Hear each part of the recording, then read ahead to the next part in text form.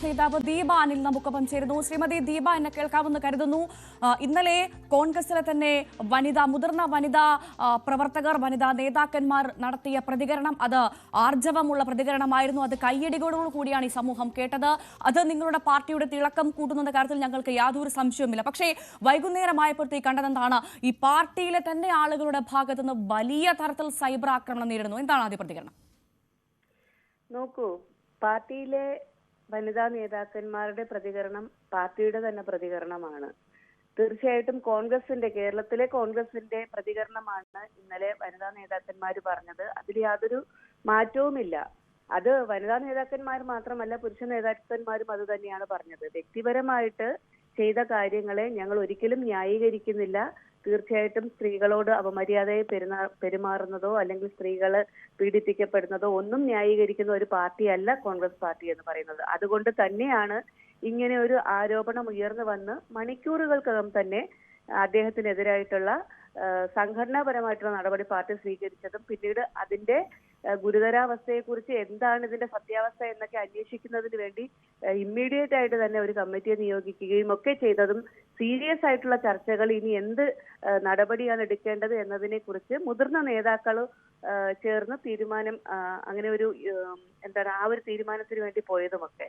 അപ്പൊ ഇത് കാണിക്കുന്നത് കോൺഗ്രസ് പാർട്ടി ഇത്തരം ഒരു വിഷയത്തെ എത്ര ഗൗരവതരമായിട്ടാണ് സമീപിക്കുന്നത് എന്നുള്ളതാണ്.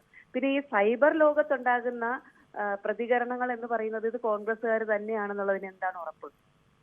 നിങ്ങൾ നോക്കിക്കഴിഞ്ഞാൽ ഈ സൈബർ അറ്റാക്കുകൾ ചെയ്യുന്ന ആളുകൾ മിക്കവരും ഫേക്ക് ഐഡിയിൽ നിന്നാണ് ചെയ്യുന്നത്.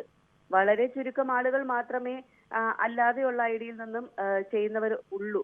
അപ്പോൾ അതുകൊണ്ട് ഈ സൈബർ അറ്റാക്ക് എന്ന് പറയുന്നത് തീർച്ചയായിട്ടും ഇങ്ങനെ ഒരു വിഷയത്തെ കോൺഗ്രസിനെതിരായിട്ട് ആളിക്കത്തിക്കുന്നതിന് വേണ്ടി മറ്റുള്ളവരുടെ ഭാഗത്തു നിന്നും ഈ സൈബർ പടയെ നിയന്ത്രിക്കുന്നതിന് പിന്നിൽ കോൺഗ്രസിലെ 2 യുവ നേതാക്കൾ എന്നുള്ള സൂചനകൾ പുറത്തു വരുന്നുണ്ട്. മുതിർന്ന നേതാക്കൾ അത് വലിയ തരത്തിൽ നോക്കിക്കാണുന്നുണ്ട്. അത് പിന്നെ എന്തിനായിരിക്കും? ഇത്രയും സെൻസിറ്റീവ് ആയിട്ടുള്ള കാര്യങ്ങൾ വരുമ്പോൾ തീർച്ചയായിട്ടും അതിനെ ആളിക്കത്തിക്കുന്നതിനുള്ള ശ്രമം പ്രതിപക്ഷ പാർട്ടികളുടെ കോൺഗ്രസിന്റെ എതിർ പാർട്ടികളുടെ ഭാഗത്തു നിന്നും ഉണ്ടാവുമല്ലോ. അപ്പോ തീർച്ചയായിട്ടും ഇതിനെ എത്രത്തോളം ആളിക്കത്തിക്കാമെന്നുള്ള രീതിയിൽ അല്ലെങ്കിൽ ഈ ഒരു വിഷയത്തിൽ കോൺഗ്രസിൽ വലിയ പ്രശ്നം ഉണ്ടാകുന്നു എന്ന രീതിയിൽ ഉള്ള ഒരു സന്ദേശം കൊടുക്കുന്നതിന് വേണ്ടിയിട്ട് അവരുടെ ഭാഗത്ത് നിന്നുള്ളതാണ്. ഈ സൈബർ ലോകം എന്ന് പറയുന്നത് നമുക്ക് ഒരിക്കലും വിശ്വസിക്കാൻ കഴിയാത്ത ഒരു ലോകമാണ്. ആ സൈബർ ലോകത്തെ പ്രതികരണങ്ങൾ എടുത്തുകൊണ്ട് കോൺഗ്രസിലെ നേതാക്കന്മാർക്കെതിരെ ഒരു പ്രതികരണം ഉണ്ടാകുന്നു എന്നുള്ളതല്ല. നമ്മൾ നോക്കുന്നത് കോൺഗ്രസ് പാർട്ടിയുടെ ഔദ്യോഗികമായിട്ടുള്ള നിലപാടുകൾ എന്താണ് എന്നുള്ളതാണ്. കോൺഗ്രസ് പാർട്ടിയുടെ നിലപാട് തന്നെയാണ് വനിതാ നേതാക്കന്മാർ പറഞ്ഞത്. അപ്പോൾ ശ്രീമതി ദീപ, താങ്കൾ പറയുന്നത് കോൺഗ്രസിന്റെ സൈബർ ഇടങ്ങളിൽ നിന്ന് ഒരു തരത്തിൽ പോലും ഒരു വെല്ലുവിളിയോ ഭീഷണിയോ അല്ലെങ്കിൽ ഇത്തരത്തിൽ സൈബർ ആക്രമണമോ കോൺഗ്രസിലെ വനിതാ പ്രവർത്തകർ നേരിടുന്നില്ല, അതൊക്കെ പുറത്തു നിന്നാണ് എന്നാണ് അല്ലെ? കോൺഗ്രസിന്റെ ഭാഗത്ത് നിന്ന്, കോൺഗ്രസിന്റെ സൈബർ ഭാഗത്ത് നിന്ന് അങ്ങനെ വലിയ രീതിയിലുണ്ടെന്ന് എനിക്ക് തോന്നുന്നില്ല. പിന്നെ ഉണ്ടാവാം, എല്ലാ സ്ഥലങ്ങളിലും ഇതുപോലെയുള്ള ആളുകൾ ഉണ്ടാവാം, തീർത്തുമില്ല എന്ന് ഞാൻ പറയുന്നില്ല. പക്ഷേ എങ്കിലും ഇതിന്റെ അകത്ത് ഭൂരിഭാഗവും വലിയ ഒരു ശതമാനവും സൈബർ ബുള്ളിങ് നടത്തുന്നത് തീർച്ചയായിട്ടും എതിർ പാർട്ടിക്കാരാണ്, ഫേക്ക് ഐഡിയിൽ നിന്നാണ്. അതുകൊണ്ട് കോൺഗ്രസിന്റെ നിലപാട് എന്നും സ്ത്രീപക്ഷ നിലപാടാണ്. അതുകൊണ്ട് തന്നെയാണ് ഇങ്ങനെ ഇമ്മീഡിയറ്റ് ആയിട്ടുള്ള ഒരു ശിക്ഷാ നടപടി ശ്രീ രാഹുൽ മാങ്കൂട്ടത്തിനെതിരെ സ്വീകരിച്ചത് എന്ന് തന്നെയാണ് എന്റെ അഭിപ്രായം.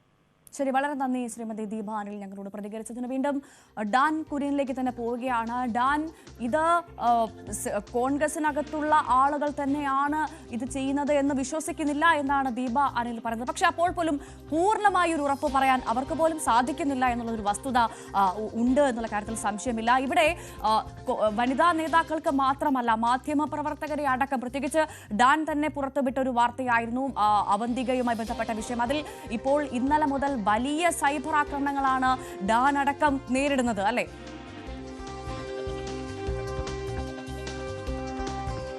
തീർച്ചയായിട്ടും അതൊക്കെ ചേമ്പലയിൽ വെള്ളമൊഴിക്കുന്നത് പോലെ മാത്രമേ നമ്മൾ എടുക്കുന്നുള്ളൂ. അത് അവരുടെ വിട്ടിൽ കൂട്ടങ്ങൾ അവിടെ ഇരുന്ന് എത്ര ചലച്ചാലും അതൊക്കെ അവിടെ കൊണ്ടങ്ങ് അവസാനിക്കത്തേ ഉള്ളൂ.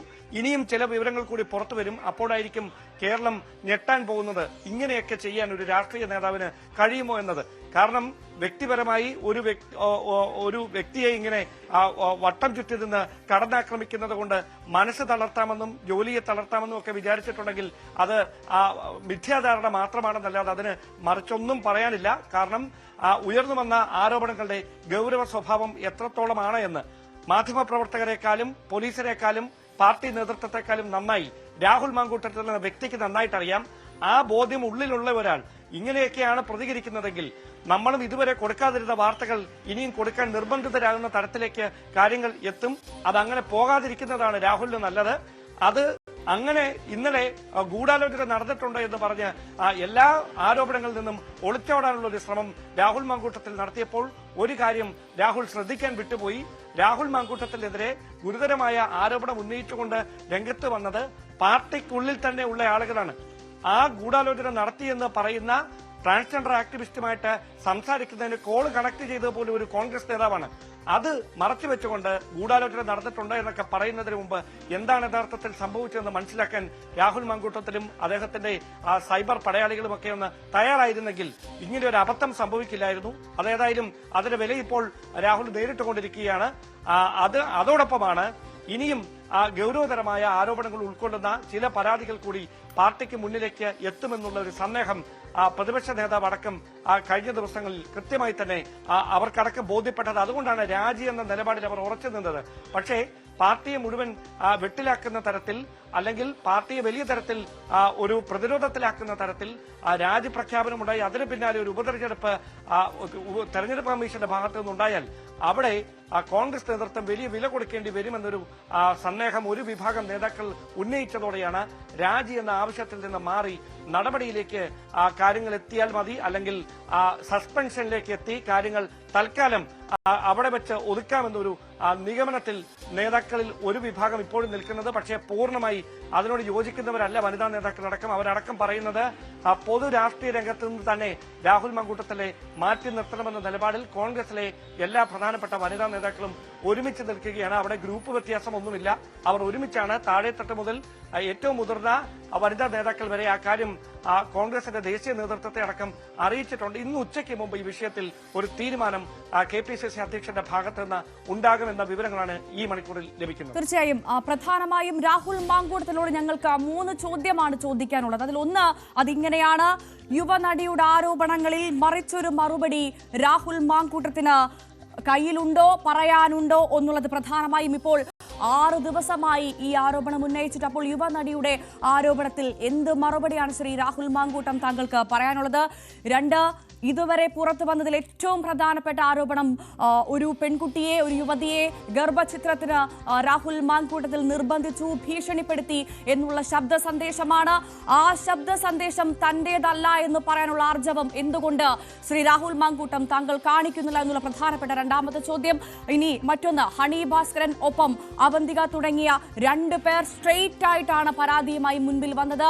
അപ്പോൾ ആ പരാതി താൻ തെറ്റ് ചെയ്തിട്ടില്ലെങ്കിൽ ഇത് തെറ്റല്ല, അല്ലെങ്കിൽ ഇത് തെറ്റാണ്, ഇത് ഞാൻ ഇവരോട് മോശം കാണിച്ചിട്ടില്ല, പറഞ്ഞിട്ടില്ല എന്ന് എന്തുകൊണ്ട് പറയാൻ ശ്രീ രാഹുൽ മാങ്കൂട്ടം തയ്യാറാകുന്നില്ല? അത് തെറ്റാണെങ്കിൽ, താൻ തെറ്റ് ചെയ്തിട്ടില്ലെങ്കിൽ ഡിഫമേഷന്, മാനനഷ്ടത്തിന് കേസ് കൊടുക്കാൻ എന്തുകൊണ്ട് തയ്യാറാവുന്നില്ല രാഹുൽ മാങ്കൂട്ടം? പ്രധാനപ്പെട്ട ചോദ്യം